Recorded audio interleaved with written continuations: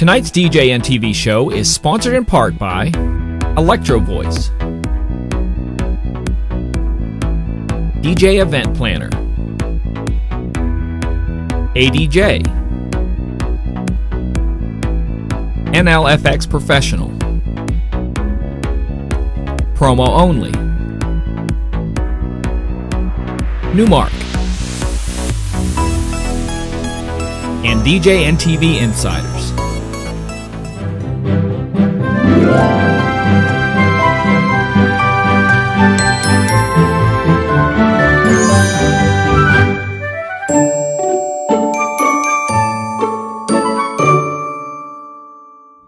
Hey everybody, it is Wedding Chat with Jeremy, Brech, and Dave Ternier. Welcome. Dave, how are you? That's me. I'm good.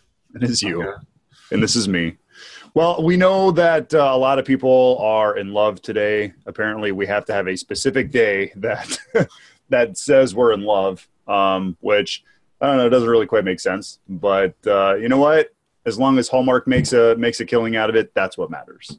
What matters. You know, I will say this, though. I do appreciate the societal reminder that Valentines has become, you know, outside of the Hallmark thing, right? I mean, you know, Kat and I went out for dinner last night.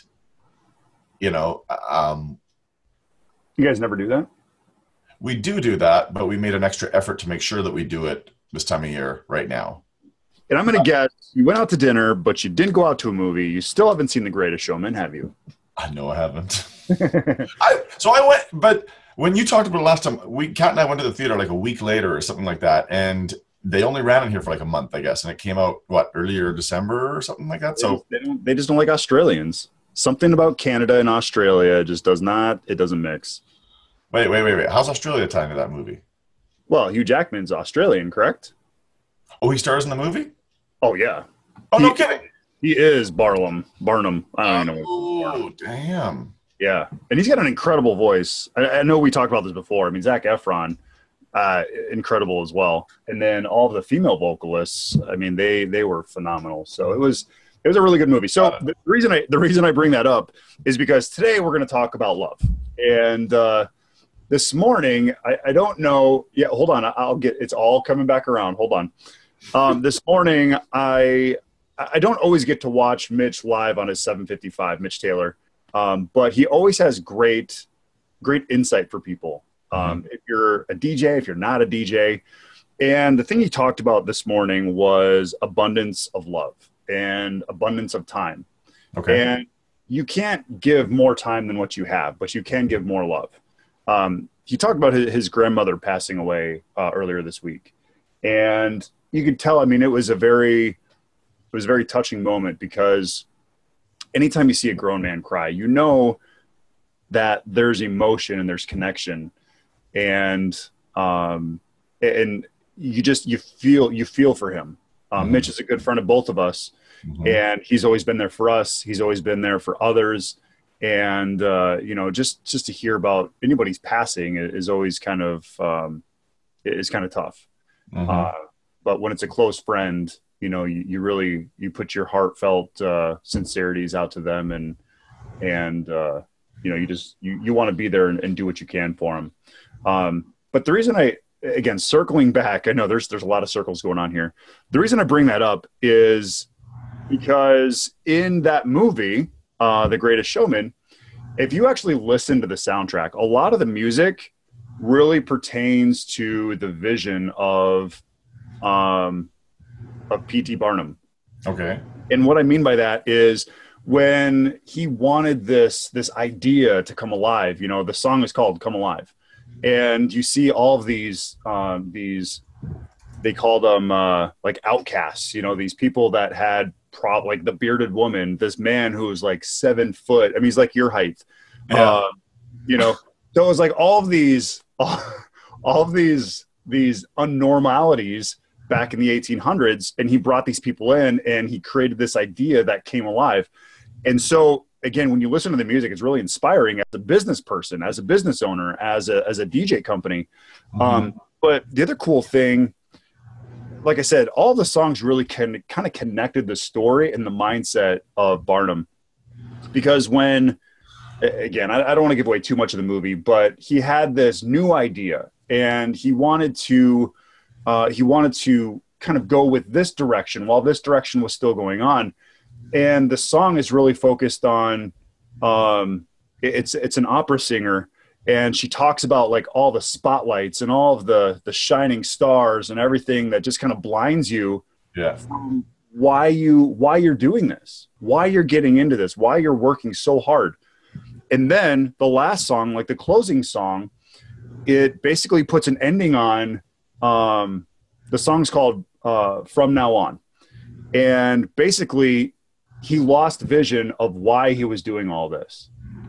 He was meeting with royalty and drinking with the high societies, but that's not why he wanted to do it. It's not what his main goal was. He lost focus, which was his family, and it just kind of all comes back. And like I said, it's a great story, and it really kind of reminded me of what Mitch was talking about this morning. You know, we don't have unlimited time. We don't know what our time looks like, but as a DJ, how do we provide time for our clients? How to provide time for our company? How to provide time, most importantly, for our family? So that's what I really want to talk about today, because I mean, you are a single op. You have no other options. If something happens and you're at a show, what do you do if all of a sudden your kid gets rushed to the hospital? You know, I'm just curious. That's what I want you to answer for me. What do you do in a scenario like that? You don't have an assistant, right? So let's talk about that. What are some of the things that we think about as a business? And we're all going to circle back to love, because that's the direction that I want to go on why I do what I do. I love what I do, but my clients as well and my family as well. So before we get to kind of emergency situations, because that's, a little bit of a side shoot. Yeah. I think what you're, I want to just kind of circle back to, the time that we're spending with our clients, obviously, with a specific focus on weddings for the purpose of this show. And that's the purpose of a lot of my work. How are we making the time we spend with our clients the most valuable we possibly can for them? Right.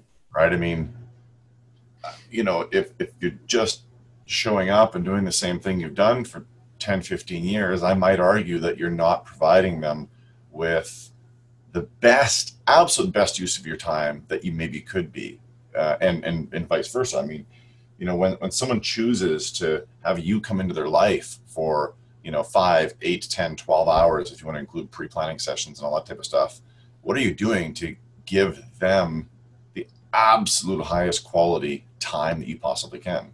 Yeah, that's a great point. And here's the funny thing with that. I mean, to us, it's 10 hours, it's 12 hours, right? But to them, it's so much more than that. So much more. And I think I mentioned to you, Jared, before, right? I request feedback from the parents specifically after all the weddings. And if you want to see evidence of exactly what we're talking about, I see it in those emails I get back from them. I see the value that I was to their time that day. Because the only couple who who chooses to hire us to celebrate with them or to help them celebrate, it's also their parents, right? This couple is essentially making a decision on behalf of their parents, their family, their friends. This couple is deciding on those people's behalf. We are going to bring in Dave, Jeremy, whoever, and we're going to make those people spend X number of hours with this person. Yeah.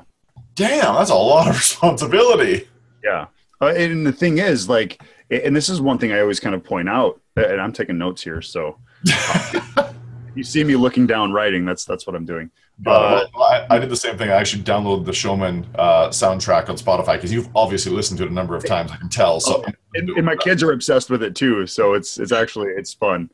But oh gosh, I completely lost track now. What? Well, I mean, we are given, as I have said before, we are given us a finite a number of hours in the day, and who we choose to spend it with is entirely up to us. We don't have control over how many hours that we have in a day, but we do have a control over who we spend those hours with. And when our couples make how we pack those hours, right? When our couples make the decision to include us in Right. some of their hours, and not only some of their hours, some of the hours of their parents and some of the hours of their friends and their family. Yeah. That's huge. And on today, Valentine's Day, I think this is a great topic because, yeah, it's one day. Yeah, you should be loving every day, of course, but it's great that we have this one day as the occasion to speak about it. Yeah. So what I was going to say is, I always kind of explain to people that, your MC or your DJ, that's your spokesperson. That's the person reflecting you, who you are. And that's why we always basically interview our clients and make sure that they mesh and that they're a good fit. Yeah. But the other things too, I really appreciate what you're saying with, your clients are giving up 8 hours. I mean, they're there for the ceremony as well. Your clients are with you for 12 hours as a couple. I'm not talking as a DJ. I'm talking as a couple with their guests. Their guests are giving up an entire weekend, or they're giving up. I mean, sometimes they have to travel and they have to come in the day before, and maybe they'll leave late. They're spending 3 days. And I always talk to my clients about how are you impacting your guests? And our job as an MC, how are we impacting your guests? And are we making that 12 hours worth it for your guests? And that's why you always hear about people, oh, the DJ was terrible. Well, no, it's not always about the DJ being terrible. You can still hear me, right? Yeah. Oh, okay. I thought my microphone cut out. It's not about the DJ being terrible. It's about the MC being terrible. It's about the MC not really connecting with the guests. And if you have somebody who's up there speaking on your behalf for 8 hours, you better hope that they connect with the guests and they don't just sit in the back and they don't just sit there and play or hit the play button, and they have no connection with you and they have no connection with your couples. So that's why as an MC, you have to love your client. You have to love what you do. It can't always be about, just playing the best music and hoping people are having a great time. I mean, you have to connect with them. Well, and I'm going to acknowledge something that maybe anybody who happens to listen or watch this conversation that you and I are having right now, something that, some of them might be thinking is, well, of course I love my clients. Of course I love what I do, and so on and so forth. Our perspective of that love really depends on a lot of variables. It depends on our personality types. It depends how in tune we are with the EQ side of us, the emotional quotient, as opposed to the IQ side of us, the intelligence quotient. It depends on a lot of variables. And our perspective, I know mine, is warped according to my world, right? And, Bob's perspective of how much he loves his clients is going to be warped according to his world. And what I would encourage everybody to strongly do is to do what you can to get pushed out of your world so that you begin to understand other people's perspectives on this topic. This may sound like a weird topic right now, but I just picked up a book that I am going to, share with my wife, and her and I are both going to read it. And I don't know if you have or not, Jared, but it's called The 5 Love Languages. I have that. Do you? Yeah. Okay. So I've never read it before. I've heard many great things about it from a lot of people. And this idea that, everybody speaks about and communicates about and receives love in a different way is something that's really, come into my life over the last couple of years. And I would encourage people to, push themselves out to learn about how this is all communicated from as many sources as possible, because you may think, yeah, of course I love my clients, Dave, but maybe only a fraction of them actually get it because of how you communicate your love. And not there's a wrong way with it, but maybe you can come about it from other directions. And of course, people like, Mark Farrell have really pushed me in that regard, right? Because you just come out of one of Mark Farrell's workshops loving way more than you did before. And I might not sound woo-woo and such, but anyway, interesting. You know the book. Yeah, actually we did sound and production for, he came to Sioux Falls, and we did sound and lighting production for him when he came, because he talked. And it's a really good book. Actually, I think I got 6 copies, and I gave it to all of my siblings and my parents. And so it's a great read. I think that was I think have you gone through it all? It arrived from Amazon yesterday. Oh, okay. All right, good. Yeah, you'll enjoy it. You'll enjoy it. And let's talk a little bit about, you talked about Mark Farrell and his love story workshop. Yeah. And there's really two things you take away from the love story workshop. Performance, you become a better performer, but like you said, you connect with your clients in a whole different level. Even if they're not interested in doing the love story, just what you take away from that and how you approach in the sales meeting, how you approach in every single meeting, there's a lot more than just, okay, what song are we going to come into? What song are we going to do this to? What are we going to say? How am I going to introduce you? There's so much more to that. And like I said, that love story workshop, I believe, really probably gives you three facets: performance, understanding, and giving. And what I mean by giving is you're not giving in your performance, you're giving in yourself. And like I said, if you do not love your clients, you're not, I'm not going to say you're not doing it for the right reasons. You are doing it for the right reasons. But I'm doing, this is actually the second day. We're doing AV for an annual meeting for an energy company. And the president comes from Quebec, and trying to read his laptop is completely impossible because it's all in French Canadian. Well, it's all in French. Or French, yeah, sorry. Yeah. It's in French. And I'm like, okay, so where's the start button? All right, this error just popped up. I'm not sure what this is. But anyways, the reason I kind of bring that up is you have to love what you do. And that's one thing that he says, we're not looking for great welders. We're looking for people, or we're not looking for great welders who want to come get a paycheck. We're looking for great welders who love what they do, and we can count on that person. They show up not for the money. They show up because they love what they do. And I mean, it was a really good point. It's like, me as a multi-op, I have to have DJs who love what they do and not just doing it because they're getting a great paycheck. They have to really connect with the business. They have to connect with our company. They have to connect with our mission statement. But more importantly, they have to connect with their couples.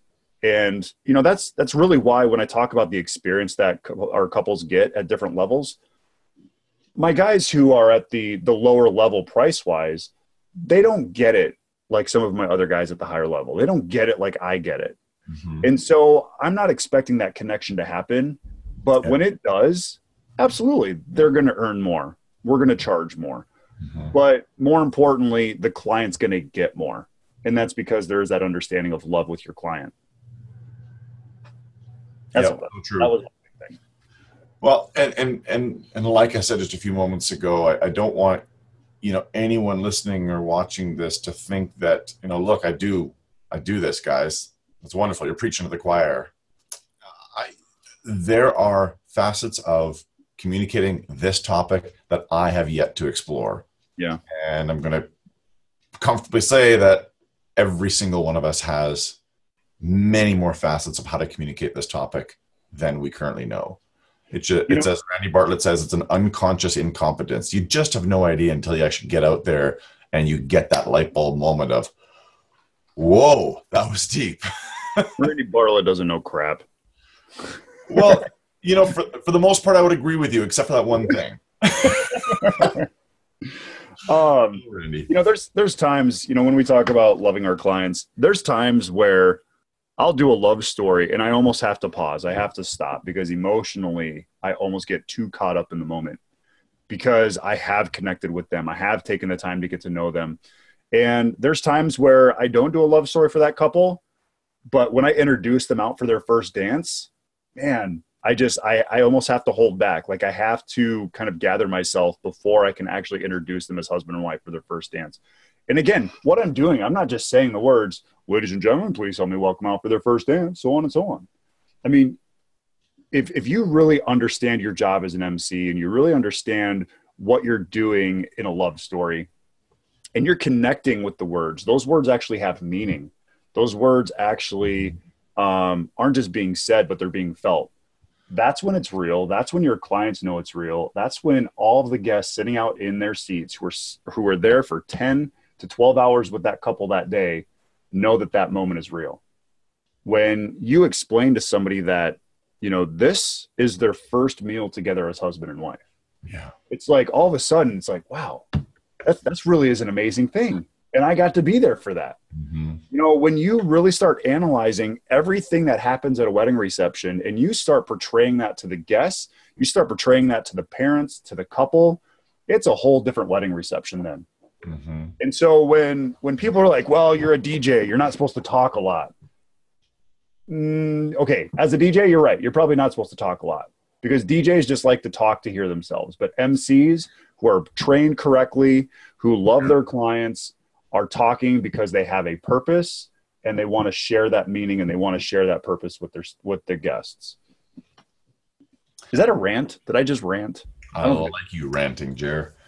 I don't know if those are not what you say, it's how you say it. Yeah. That DJ or MC who talks all night just to hear themselves, quite likely they would be just fine saying just as much. Yeah. They said it from a different place. No purpose. Right. Yep. It's so I guess, you know, Mobile Beat is a month from now. Pumped, can't wait. If anybody is scratching their head going, this sounds great, Dave, Jer, but where's the class for this? The class for this is in those you can meet and surround yourself with who are of this mindset maybe. And when I say this mindset, I don't mean that this is the mindset that trumps all others. This is simply, you know, a part of your life, a part of yourself you can explore. Surrounding yourself with as many of those types of people as you can is really key to accomplishing this. I mean, I've said before, you know, a number of years ago, I made a conscious decision to surround myself with, you know, certain types of people that, you know, I looked up to, that I didn't want to become them, but I wanted to begin having the same impact or similar impacts that I saw them having on other DJs, that I saw them having on their clients, and so on and so forth. I don't want to say it's as simple as that, but it's almost as simple as that. And getting to something like a Mobile Beat or getting to workshops where you might find these people, I guess would be my strongest piece of advice on how to do it. Yeah. And there's going to be investment. There's going to be financial investment. And like we started this out, and like Mitch was talking about, there is going to be some time investment. But if you invest that time, instead of going out and going to the club in Vegas, you invest that time, you invest. Hey. Well, I mean, I know you like your club in Vegas, don't get me wrong. But the reason I bring that up is that if you put the time in, you're going to get so much more time back. Yeah. Because you have more focus in what exactly you're trying to achieve for yourself, for your couple, for your event. Yeah. And you're not going to waste their time. You're not going to waste your time. And when it comes down to that 8, 10, 12 hours that you're with that couple, the time that you are putting into that, the pre-time, everything that you put in beforehand that goes into those 10 to 12 hours is going to have more meaning. It's going to have more, it's going to make more sense. Yeah. And, you know, that 10 to 12 hours that you're with the couple on the wedding day or on the wedding reception, it's going to go fast for you too, because now it's not drawn out. Everything has a purpose. Everything has a place. I know we talked, gosh, what was it last week? We're like, yeah, when you talk about timelines, imagine how much better your timeline could be if you actually loved your clients and treated them as if maybe this was their last day, the last day together. And you didn't know what the future was going to hold for them, but maybe they got some news that said, I mean, there was a story about this lady who had terminal cancer, and her fiance or her husband or her now husband, they got married, and she was in her hospital bed. Yes. And I mean, how fast do you think that hour went of that ceremony? How fast do you think that moment went? How fast do you think it went for that one individual, for that lady sitting on her deathbed, waiting for that? Never know when it's going to happen. But I think it was in the next, day or two, she passed away. Mm-hmm. But that moment was an eternity for her. Yeah, so true. If you're sitting at home or wherever you might be listening and watching to this, and you've ever wondered, why is it that some people appear to sell for many times what you do, or why is it that word of mouth seems to be so much stronger for some DJs over others, or why is it that, everything seems to happen for DJ XYZ, this might be that missing link. Yeah. And it's something that rarely gets discussed in our industry. Yeah. Rare. Because so many people think it's all about the music. Well, the music's got to be good. We're the DJ. Well, and it's a hard thing to quantify or to measure or to, read the book about, right? It's not a tangible thing. So that's, I think, another reason too. Yeah. It's, there's some folks I can think about there in my industry, in our industry, who are ridiculously talented at what they do. But I can say with a fair degree of certainty that this is the missing link between them and the success I know they could have. And I see their struggles. I see their struggles written on Facebook. I see their struggles in the Canada-wide DJ calls I'm a part of. I see their struggles, or I hear their struggles in phone calls. But how to just tackle this topic head on really depends on my relationship with that person. And my relationship isn't always close enough that I can say to them, or maybe, as Bill would say, I need to suck it up and go, Dave, if they're worth anything to you, you just need to be blunt. I don't know. That Bill. Well, so again, kind of in closing, our recommendation is you have some main things to keep in mind when you're running a business. Love is the most important. You need to love your business. You need to love your clients. You need to love yourself, take care of yourself. Most importantly, remember why you're doing what you're doing. Love your family overall. Outstanding. Happy Valentine's Day, everybody. Happy Valentine's Day. See ya. Bye-bye.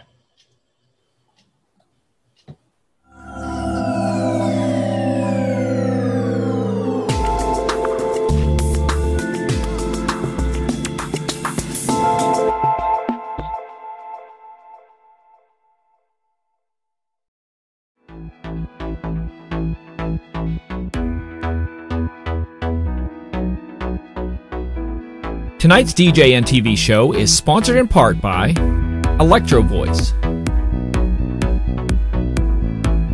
DJ Event Planner, ADJ, NLFX Professional, Promo Only, Newmark, and DJNTV Insiders.